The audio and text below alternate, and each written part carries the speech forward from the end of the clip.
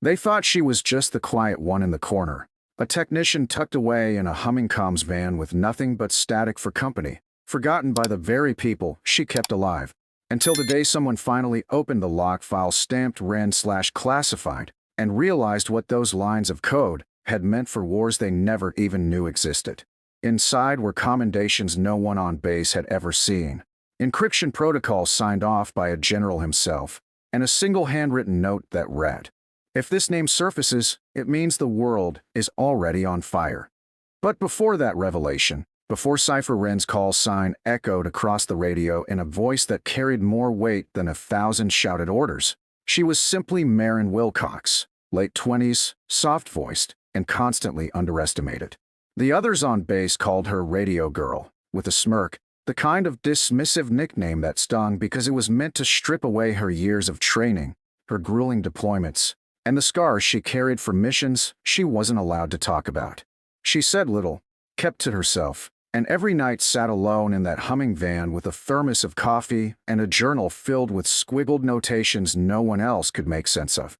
And when she tried to warn them, when her headphones picked up patterns in the static that weren't weather, weren't background noise, but the fingerprints of something deliberate, her voice was drowned out by laughter.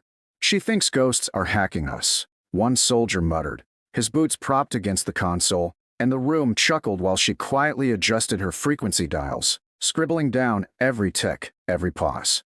That was her curse and her gift, to notice what no one else even looked for. Before we go further, let me ask you something. If you agree that people who protect us in silence deserve the same honor as those who fight on the front lines, then like and subscribe right now, because what you're about to hear is a story of vigilance mocked until it became the only thing standing between order and chaos. Nights blurred into one another. Endless hours of low-light glow across her tired eyes, the distant rumble of generators, and the faint sound of men in the mess tent joking about her, as if she couldn't hear them through thin metal walls. They called her paranoid, obsessive, even fragile. And maybe she looked it, slight frame, hair tied back loosely, sleeves rolled up to reveal ink stains instead of scars. But what they never understood was that Cipher Wren wasn't a nickname, it was a designation. She had written algorithms that could trace hostile transmissions before they were even fully broadcast, code that had saved convoys overseas without anyone ever knowing who'd written it. She didn't need to shout it from the rooftops, didn't need to explain it, because her worth wasn't tied to their approval. Yet every day she endured their condescension, their sideways glances, their smug certainty that she was just a girl who fiddled with radios while the real soldiers did the work.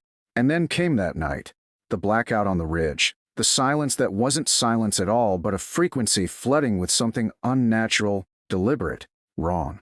She heard it first. A rhythm too precise to be interference, too calculated to be accident. She tried to raise it on comms, her voice even, steady. Possible spoofed signals, recommend immediate check-in. The reply was laughter, someone drawling. "Relax, Cipher, it's just the wind."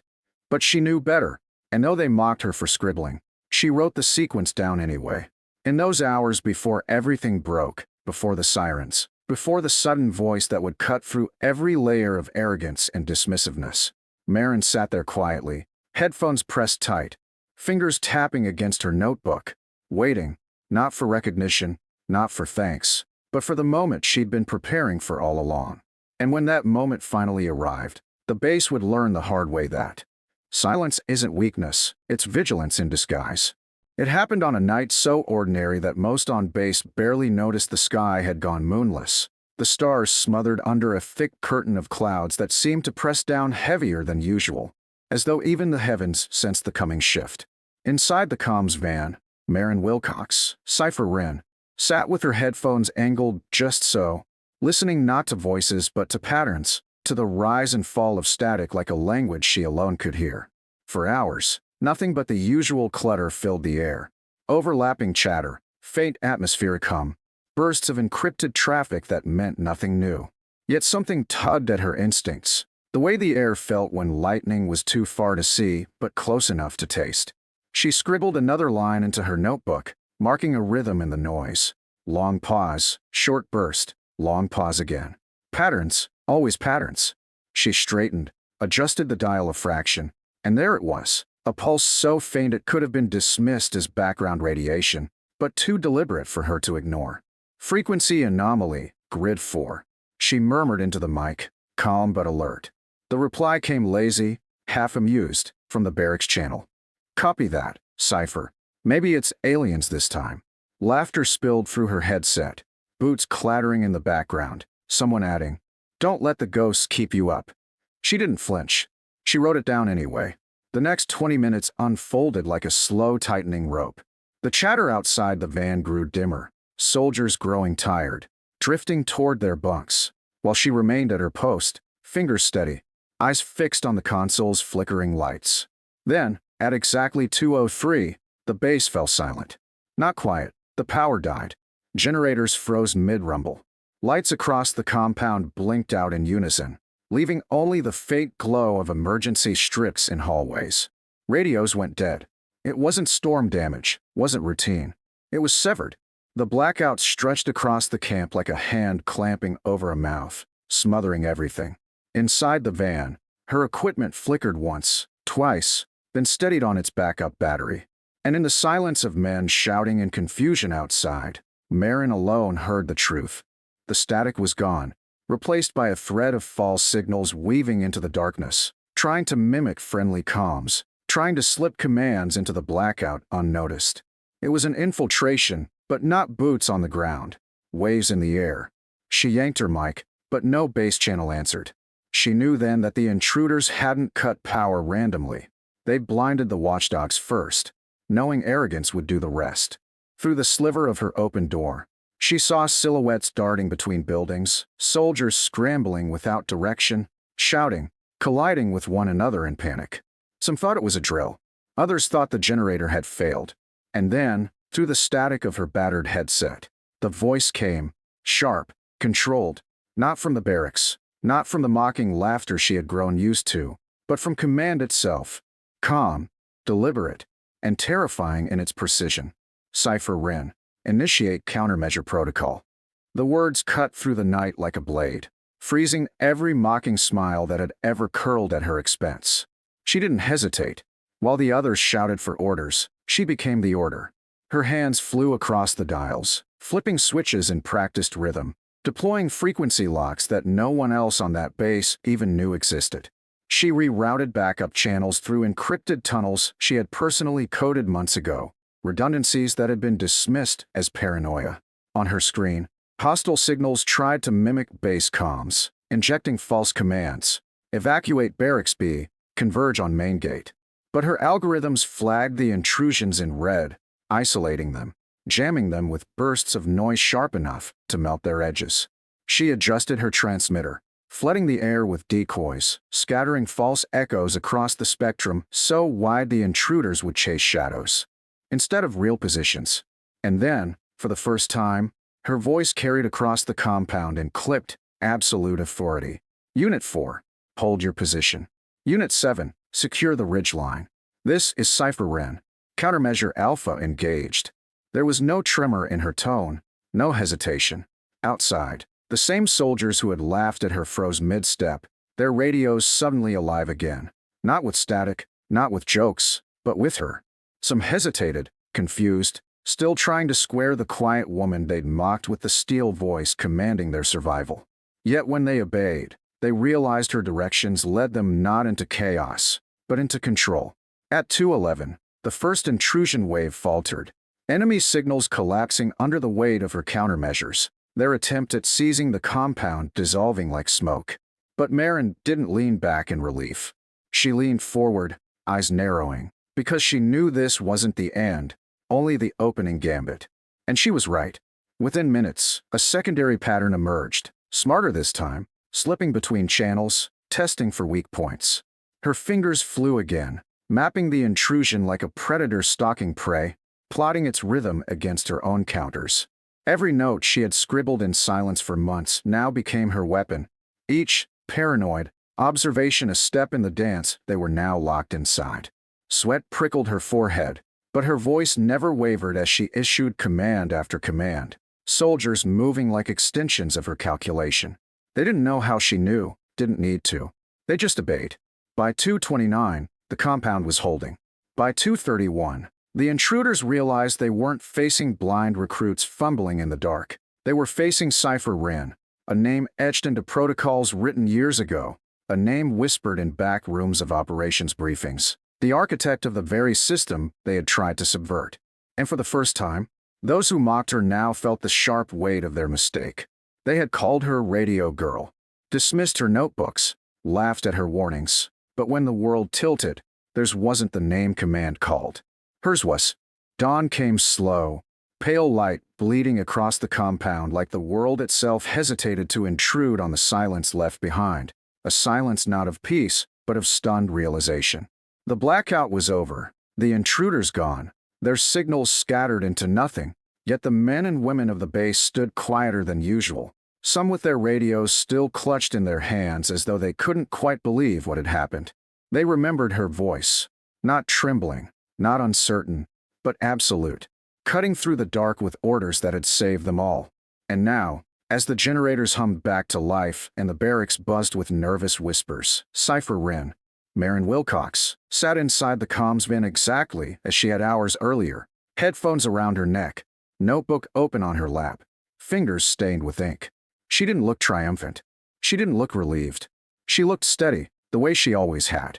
But the difference was, this time, no one could mistake that steadiness for weakness. Word spread quickly. Soldiers who had once laughed at her notebook now passed it between themselves in quiet awe, seeing how every page was filled with dates, times, coded symbols marking patterns she had noticed long before the blackout. Some stared at the careful handwriting as if it were scripture, realizing that while they had been laughing, she had been preparing for the very storm that almost consumed them. And then the convoy came. At exactly 8 o'clock, a line of dark SUVs rolled through the compound gates, unannounced, their windows tinted, their presence heavy enough to still every conversation in its path. Doors opened in sharp unison, and out stepped senior officers in dress uniform, their boots striking the dirt with crisp finality. At their center walked a figure few on that base had ever seen, but all recognized from whispered reputation. Brigadier General Hayes, his face stern, eyes sharp, a man whose word carried the weight of Washington itself. He didn't look at the soldiers, didn't glance at the scrambling lieutenants desperate to tidy the mess of the night. He walked straight toward the comms van. Inside, Marin didn't rise when the door swung open. She simply closed her notebook, set it aside, and met the general's gaze with the same quiet steadiness she had met every challenge with. Hayes paused, studied her for a moment, then gave a single nod, the kind that wasn't respect granted but respect acknowledged, long overdue.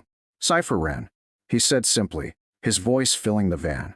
The protocol you wrote 10 years ago just saved this compound. And it's not the first time, though most here never knew it. Outside, whispers rippled through the gathered soldiers. 10 years. Protocol she wrote. They stared at her, struggling to reconcile the young woman they had dismissed with the revelation that she wasn't just a technician assigned to their base. She was the architect of the very systems that had kept them alive for a decade. General Hayes set a folder on the console, unmarked but heavy, and opened it with deliberate precision. Inside were commendations bearing her name, signed at the highest levels. Operations reports stamped classified. And a photograph, grainy, taken in a foreign desert, showing a younger Marin crouched over a radio console. Soldiers huddled around her while mortar fire flared in the distance. Beneath it, a single caption, Cipher Wren, Primary Signal Architect, Operation Sentinel. Hayes spoke again, this time for all to hear. Some of you laughed at her. Some of you dismissed her. Last night, you followed her orders. And because of that, you're alive. Understand this, when Command invoked her call sign, it wasn't a courtesy. It was recognition that the most dangerous battlefield doesn't always hold bullets and bombs. Sometimes it hums in the air you can't hear, until someone like her shows you what's hiding inside it. No one moved. No one dared. Even the ones who had mocked her most, those who had snickered at her notebook, rolled their eyes at her quiet voice, stood stiff, shame burning into their faces. One finally whispered, almost to himself, Radio Girl, wrote the playbook we train on. Another muttered, we mocked the woman who built the net under us. And suddenly silence fell again, not out of dismissal this time, but reverence. Marin didn't gloat. She didn't lecture. She simply rose, tucked her notebook under her arm, and stepped out of the van into the pale morning light. Soldiers straightened instinctively as she passed, some even saluting without thinking. For the first time, she returned the gesture, not with smugness but with quiet acknowledgement. And as she walked toward the assembly hall where the general had ordered everyone gathered, the compound seemed to shift on its axis. Inside, every seat was filled. Officers lined the walls. Cadets crowded the back, all waiting. Hayes stepped to the podium and didn't waste words. "Last night wasn't luck," he said. "It was vigilance. The kind that goes unnoticed until the day it saves you. You owe that vigilance to one person, Cipher Wren. Remember that name, because the next time you laugh at silence, you may be laughing at the only thing standing between you and disaster." Then he stepped aside, and to the shock of everyone in that hall, he gestured for Marin to take the podium. She hesitated, then stepped forward, her notebook still in hand. She didn't speak immediately. She looked out over the crowd, at faces that had once dismissed her, at eyes now fixed on her with a mixture of awe, shame, and respect. Finally, her voice carried across the hall, soft, steady, unshaken. "I didn't do it to prove anything," she said. "I didn't do it for recognition, or medals, or applause. I did it because vigilance doesn't need a spotlight. It just needs someone to hold the line, even when no one else is looking." She paused, letting the silence stretch. "You mocked me for writing notes. But every line was preparation. You dismissed me because I didn't shout. But silence hears what shouting misses. Last night wasn't the first time I've carried you. It may not be the last. So remember this: respect isn't earned by volume. It's earned by vigilance. By showing up, every night, every shift, even when no one notices." She closed her notebook, nodded once, and stepped back. The hall didn't erupt in cheers. It didn't need to. The silence itself was louder, thicker, filled with the weight of a respect they hadn't known how to give until now. Outside, as the assembly dispersed, someone quietly began calling her not Radio Girl anymore, but Cipher. The name spread quickly, whispered with a different tone now, no longer mockery, but honor. And that night, when she returned to the comms van, someone had pinned a new sign to the door. For words, stenciled clean, Cipher Wren, Vigilance Protocol. She ran her fingers across it once, then sat inside, headphones on, notebook open, listening to the static the way she always had. Because vigilance never ends. It just waits for the next call. And when it comes, she'll answer. She always will.